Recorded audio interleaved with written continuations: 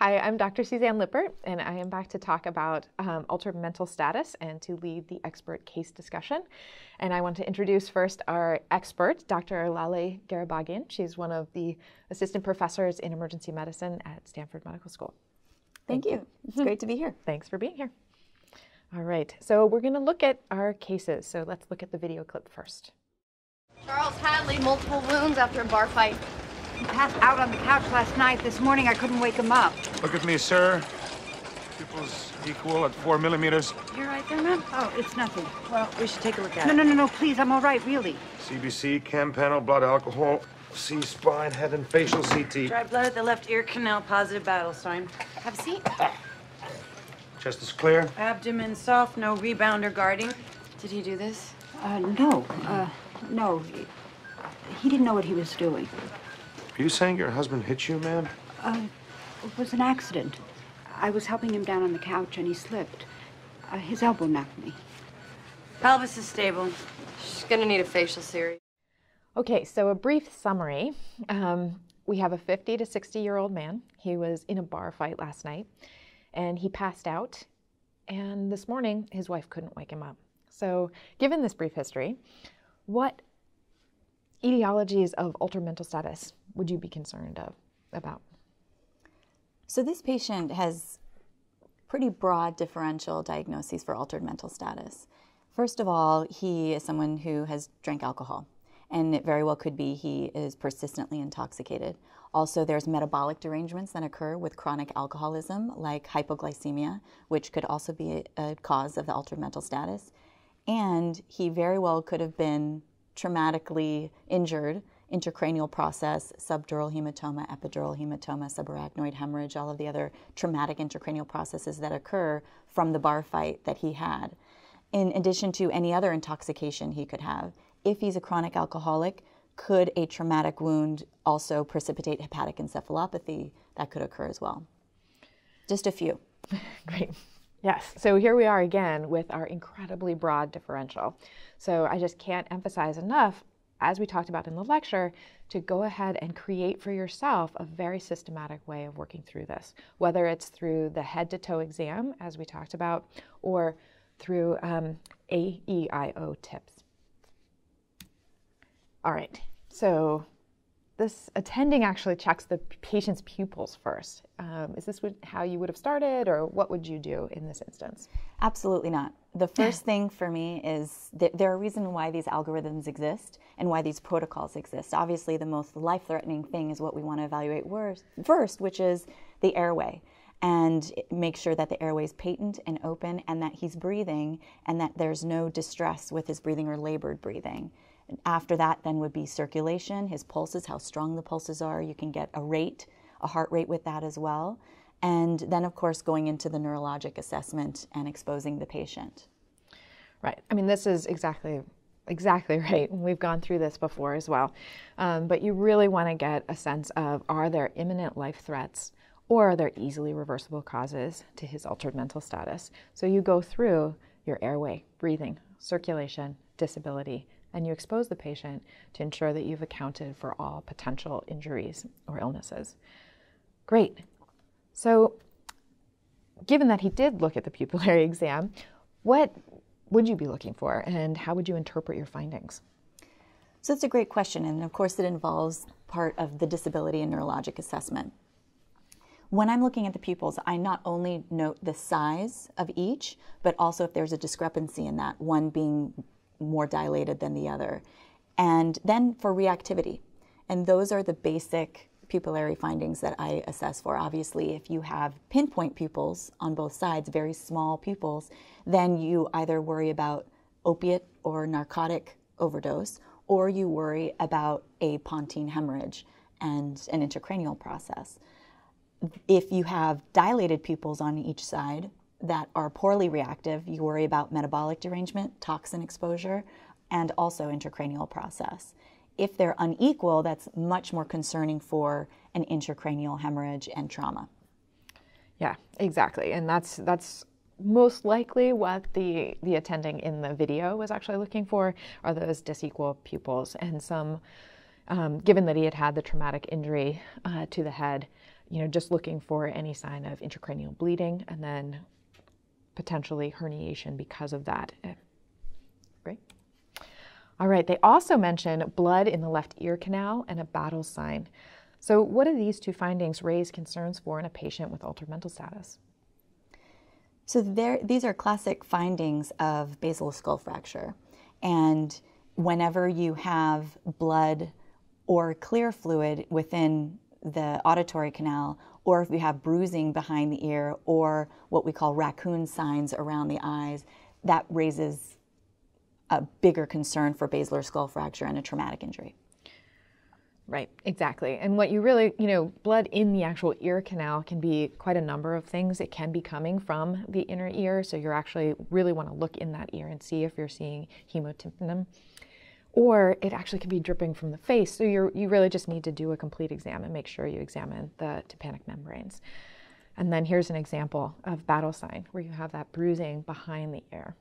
All of which, as Dr. Garabagian said, point to a possible basilar skull fracture.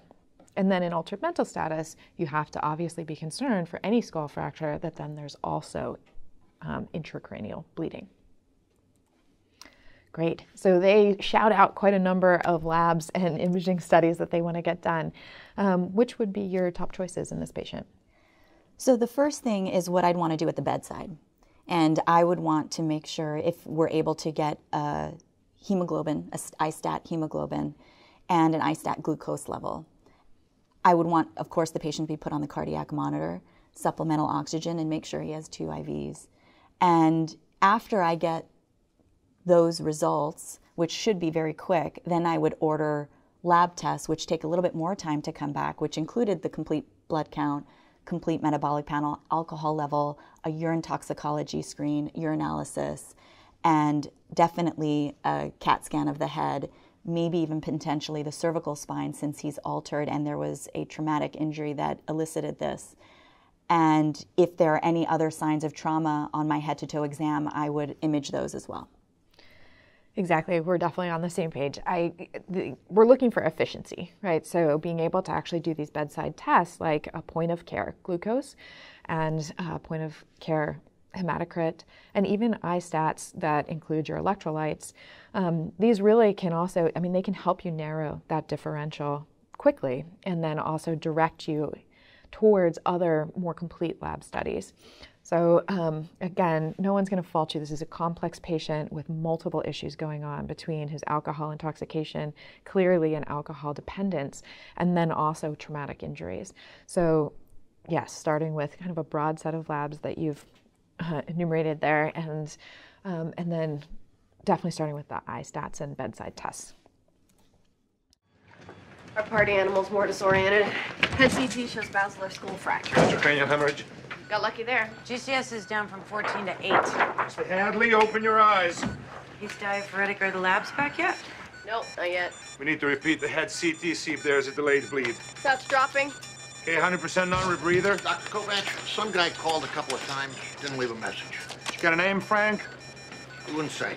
Okay, why are you telling me this, Frank? Thought you'd want to know. It's probably a creditor. Great, thank you. Thank you, Frank. Doing an AccuCheck? He's not a diabetic. No, but if he's a chronic alcoholic who's not eating, he might be hypoglycemic.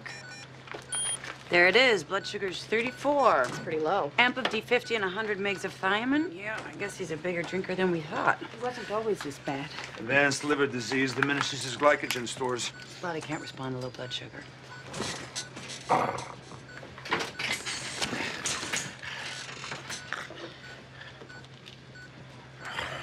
What the hell is going on? Mr. Hadley, do you know where you are? Chicago. You're in the hospital. When's the last time you had something to eat? It's been a couple of days. Guess I've been on a bit of a bender. Cancel the CT? Yeah. Great. So I think that clip actually really emphasizes something that we talked about in the lecture a lot, and that's just how dynamic these patients are. They're really changing quickly. There's probably multiple contributing factors to why they may be altered, and you really have to reevaluate them frequently. So given the information that we learned in this clip that he has a basilar skull fracture, which you already suspected from your exam, but that there's no intracranial hemorrhage on the CT, that his GCS actually did drop from 14 down to 8, and he is diaphoretic, and his oxygen saturation is dropping, how would you begin your reevaluation of this patient? I would begin it the same way as if I saw him for the very first time. I would still start with the ABCs. With his oxygen saturation going down, he could have potentially aspirated. His breathing could have become more labored. With his diaphoresis, there could be another issue going on. Obviously, they didn't get a blood sugar initially, a blood sugar level initially, so given that they now have it and it was low, they intervened and gave him an amp of D50. Then with his response to that and improved neurologic status, I would reevaluate the neurologic assessment. I would evaluate the patient and see if a repeat head CT is needed or not. If he improves, it likely is not needed. And the cause of this decline would be then his sugar level going low. Great. Yeah, I can't emphasize enough. You just go right back to where you started, as if this is a new patient, right? Because they are presenting completely differently than he did previously. A GCS drop from 14 to 8 is really significantly different, and you want to start over. Let's say you had even gotten a glucose at the bedside previously. It could have been normal and just fine. And again, as his illness progressed, he could have then become hypoglycemic. So starting at the beginning and really taking, looking at this whole picture with sort of a fresh perspective. All right. So there was an attending that ordered a repeat head CT. Do you feel that this is appropriate in this setting? Obviously, he then canceled it at the end. But certainly there was some concern that there may have been a change because of intracranial bleeding. So do you feel like it is appropriate, or what are the pros and cons of doing that? Whenever you have a patient where you are suspicious of a traumatic injury to the head, then even if the first CT is completely negative, if they have a decline in status, a repeat head CT would definitely be indicated. This patient, the way the constellation of the symptoms was the glucose level was low. He responded to the amp of D50, and I don't think then a repeat head CT is necessarily warranted since he had a response to that and he improved neurologically. But if he were not to have improved and he continued to have a decline in neurologic status, absolutely a repeat head CT can be beneficial, because there could be a time where your first CT is negative and your second CT is positive, just like you were saying. There could be dynamic changes going on. Great. I definitely agree. I want to just re-emphasize two things that you have said. In your initial assessment of this patient, when we saw the first video clip, you definitely said, you would proceed with the iStat or bedside tests. And I think that that is incredibly important. Here, obviously, right, if he had been whisked off to CT, he could have been hypoglycemic for quite a while and even suffered a seizure, which, given his other injuries, could have been incredibly detrimental to this patient.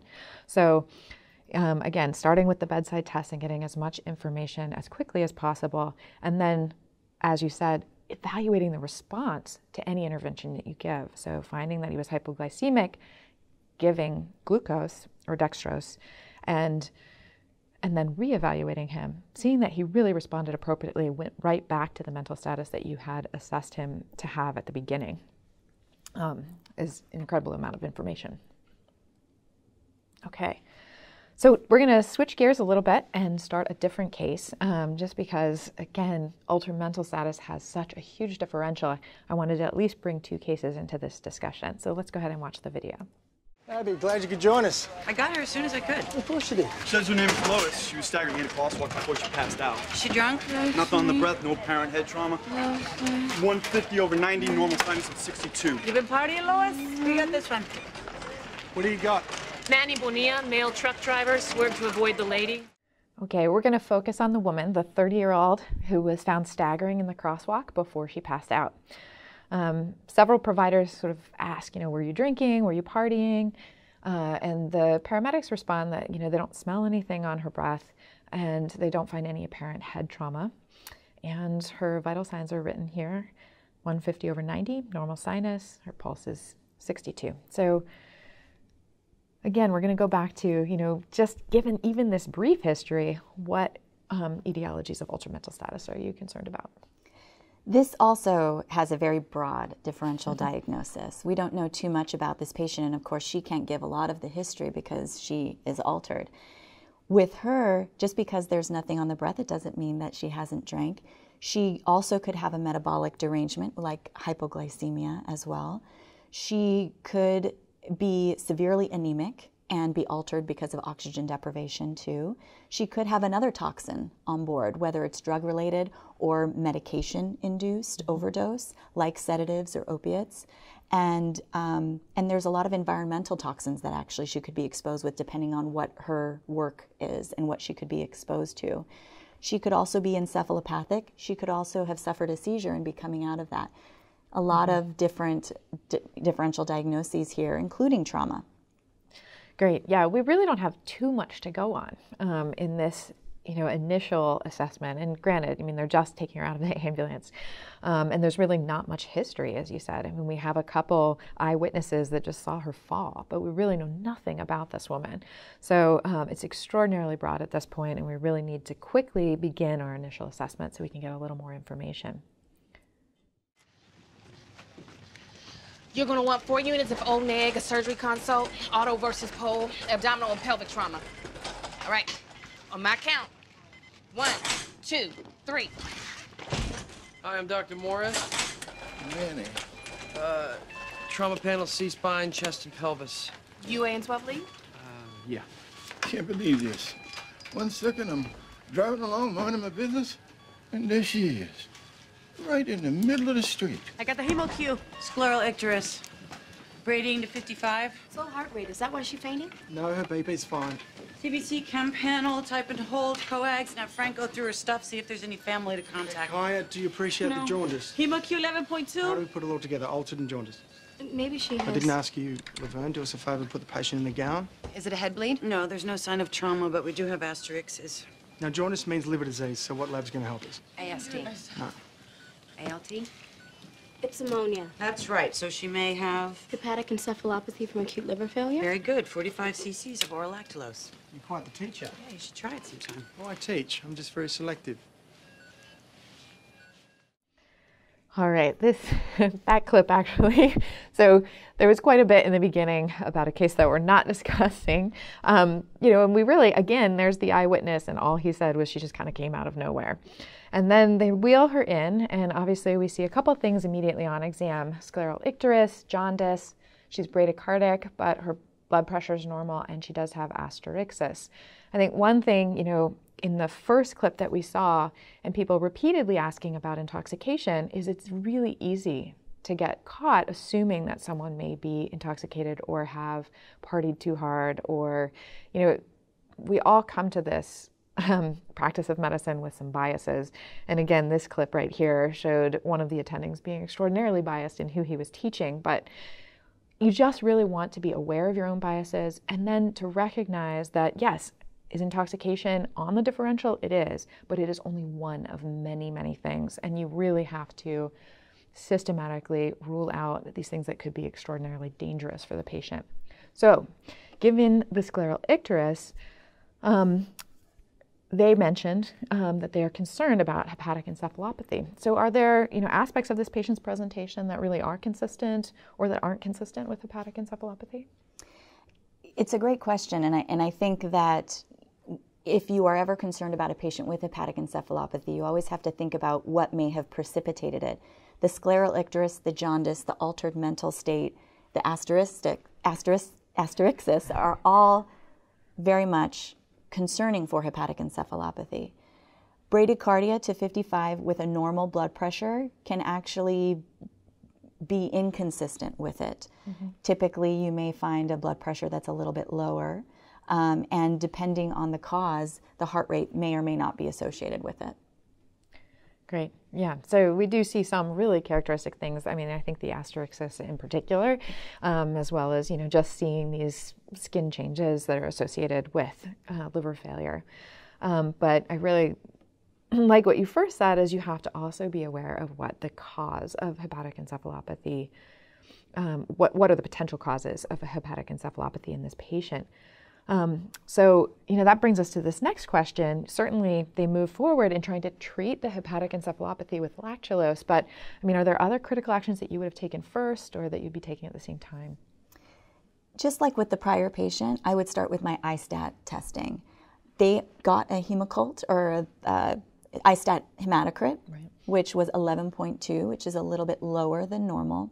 They did not get a glucose level, which is something that I would do as well. I would put the patient on the cardiac monitor like they did to see what type of rhythm that lower heart rate is, and get an EKG to see if there's any signs of a toxin or a medication-induced arrhythmia. Lactulose does have its side effects, and so you want to be quite careful. I think one of the things that they did not initiate is a more complete head-to-toe assessment and evaluation.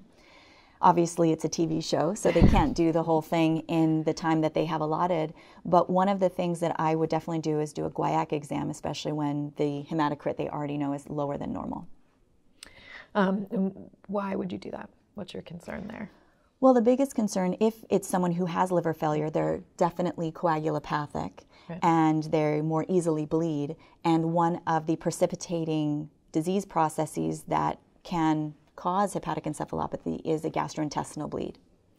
Right. I think Dr. Karabagian makes a huge point, right? We definitely want to be checking for the potential for a GI bleed. Because essentially, when you're bleeding into your intestines, you are providing the body with a large protein load, which can precipitate the hepatic encephalopathy. And if you have cirrhosis and it's been present for a while, now we're not sure about that in this patient, but if you do have longstanding cirrhosis and it affects actually the blood flow through the liver, then you can get esophageal varices, and those are very prone to bleed and can bleed both quickly and severely. All right, so I think we're ready for the next clip. Peyton picked up your toxicology sample. Abby, Lois is vomiting blood. Suction's on high. Push the packed cells. What's happening? She's bleeding from either her esophagus or her stomach. She had FFP? 2 units. Okay, we'll call GI. We're going to head coagulate with an endoscope. Right, hold on. Let's use recombinant factor 8A. I don't know, it's a brand new drug. It can normalize the PT in 20 minutes if the FFP fails. Okay, gram rounds, your show. 4 mg per kg IV push. Okay, it's definitely gotten a lot more dangerous in that room all of a sudden. So she's persistently altered. We do see these signs of liver failure, and now she's having vomiting of significant amounts of bright red blood.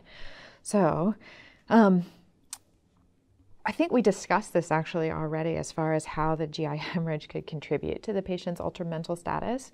But another question too, again, we're emphasizing how dynamic these patients are, how much they need to be reevaluated. And, if you walked into this room again, a nurse calls you to the bedside saying, hey, Dr. Karabagian, she's vomiting blood, where would you start? I would, again, start with my ABCs. And I know that we have emphasized this already, but it's actually quite important. She's vomiting blood, she's altered, and that immediately can affect your airway and the patency of the airway. You may have that patient aspirate and then further complicate factors when it comes to her ABCs. Mm-hmm. Obviously, with her hemorrhaging of blood, you want to be able to make sure you have good oxygenation, good IV access for resuscitative measures, and order blood right away, just like they had done in the clip. Right. Again, I know we've gone over this a lot, but I think your points are really well taken. A bloody airway is a difficult airway. And given that she's altered, and with hepatic encephalopathy, often patients are really somnolent even. And so, how well is she going to be able to protect her airway is a huge question. So you really want to ensure that you are protecting her airway and, in the ways that are possible at that moment. You want to, again, be, ensuring that she's oxygenating adequately, because she's losing her capacity to carry sufficient oxygen as she's hemorrhaging out of her intestinal tract. And then finally, you're dealing with someone who is acutely hemorrhaging. So how is her blood pressure in this setting? How are you going to actually replete her and stop the hemorrhage? All right. So we are really coming to the end of our discussion. I think it's pretty obvious what we were trying to emphasize, that these patients are dynamic. You really have to reevaluate them often. And when you're reevaluating, as Dr. Garabagian said multiple times, you really start at the beginning. You start with your airway, your breathing, your circulation, your disability exams. And then ultimately, you're also really looking for these multiple contributing factors to why they could be altered. So don't let yourself be sort of just comforted after you've found the first reason. Really make sure that you have kind of ruled out all of these really dangerous reasons for altered mental status, and that you're beginning to treat each one that you discover as you go along. Anything else you'd like to add? I would just emphasize that whenever you have a patient who's altered, reassessments are key. Don't wait for something to go wrong or for the patient to decline to start your reassessment. Continue to go back into that patient's room and make sure that they're not getting worse with their vital signs, with their mentation, with their neurologic assessment, or especially with their ABCs. Great point. Yes, it's much better for you to be the one that determines that the patient has changed than to be called to the bedside. All right. Well, thank you so much for being here. Thank you for having me. Great.